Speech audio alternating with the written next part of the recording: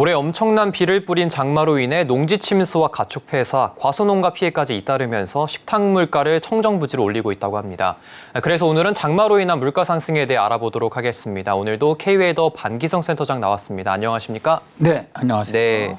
네, 올여름 기후변화로 인해 평년에 이제 두세 배에 가까운 많은 비가 내렸습니다. 농지와 가축 피해는 어느 정도입니까? 올여름에 그 장마 때 비가 내리는 모습을 보면서 정말 기후위기가 심각하다라는 생각이 들었는데요. 예. 오랜 세월 예보한 생활을 해왔음에도 이 정도 비가 내릴 것이라는 것을 실제로 예측하지 못했거든요. 특히 충청과 전북 지역으로 7월 14일부터 16일까지 3일 동안 500mm가 넘는 집중호우가 내리면서 아주 큰 피해를 가져왔죠. 농림축산부는 7월 21일까지 농지 35,068헥타르가 침수했다고 발표를 했는데 이 정도의 면적은 서울 여의도 면적 121배에 달합니다.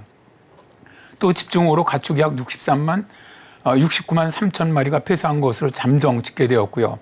폐사한 가축 중 닭이 64만 4천 마리로 대부분이고요. 오리가 4만 5천 마리, 돼지와 소가 각각 3,200마리, 300마리입니다. 사과의 경우 앞서 이상저온과 우박 피해 등으로 생산량이 많지 않을 것으로 예상되는 가운데 이번 집중호우로 재배지 130.8헥타르가 침수된 것으로 집계가 되었죠. 네, 극심한 장마로 인해 많은 농경지들이 물에 잠기면서 농산물 가격이 급등하고 있다고 하는데요. 네, 어느 정도로 오르고 있나요? 한국농수산수산식품공사의 그 농산물 유통 정보에 따르면은 7월 24일 기준으로 시금치 도매 가격은 55,660원으로 1개월 전 18,108원보다 307.38%가 올랐고요.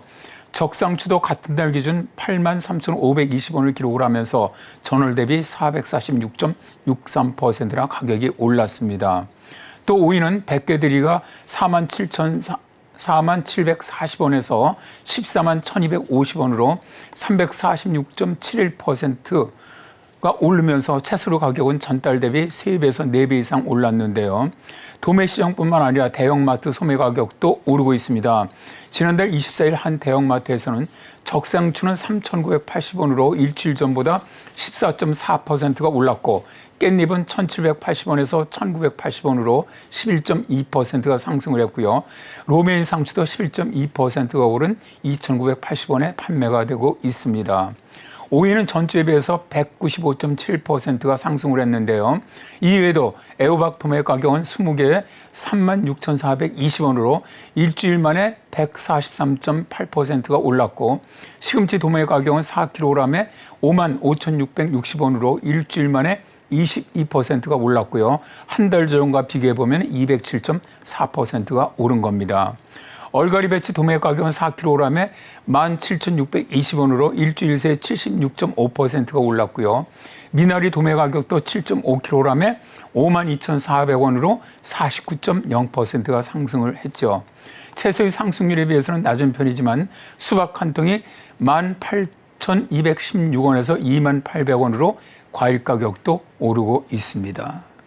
네, 너무 많이 지금 오르고 있는 것 같은데 이렇게 대홍수로 인해서 장바구니 물가가 너무 많이 급등하고 있는데 각종 식품 물가들도 지금 계속해서 오르고 있다고요? 네, 그렇습니다. 아무래도 농산물 가격이 오르게 되면은 이런 식품 물가도 따라서 오르게 되거든요. 현재 농산물 가격이 오르면서 외식 물가 등 전체 물가 상승으로 이어지는 에그플레이션 가능성도 제기가 되고 있는데요.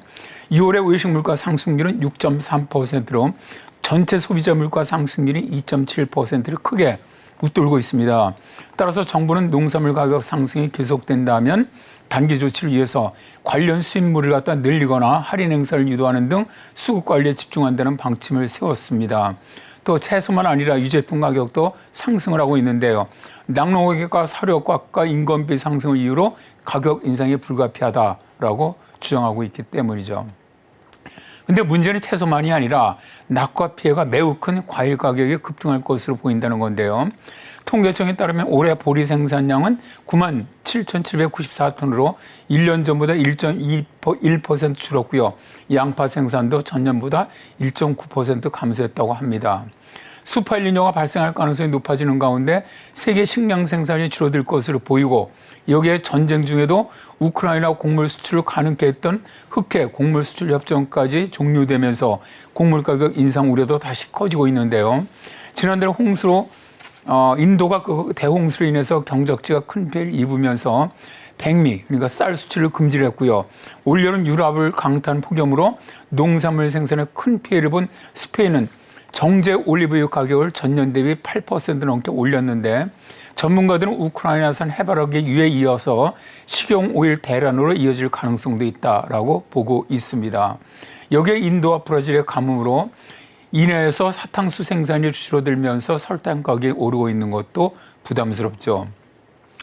그러니까 이제 남은 가을까지 날씨가 좋아지지 않는다면 올겨울부터는 에그플레이션 가능성이 굉장히 높다는 것이 전문가들의 진단입니다. 특히 올해는 폭염과 대홍수가 번갈아 나타나거나 동시에 나타나는 현상이 발생을 하고 있는데요. 유엔의 기후위기 범정부 협의체는 최근 발간한 보고서에서 2개 이상의 기후현상이 동시에 나타나는 것을 복합 사건으로 정의하면서 이는 개별 사건의 합계보다 더 큰 파장을 일으킬 수 있다고 분석을 했죠. 기후위기로 공급망이 동시다발로 무너지게 되면 원자재 가격이 걷잡을 수 없게 치솟을 가능성이 있기 때문인데요. 기후변화로 발생한 대홍수라든가 폭염이 우리의 식탁 물가를 천정부지로 올리고 있는 것이죠. 예. 네, 오늘은 장마로 인한 물가 상승에 대해 알아봤습니다. 센 소장님 감사합니다. 네, 고맙습니다.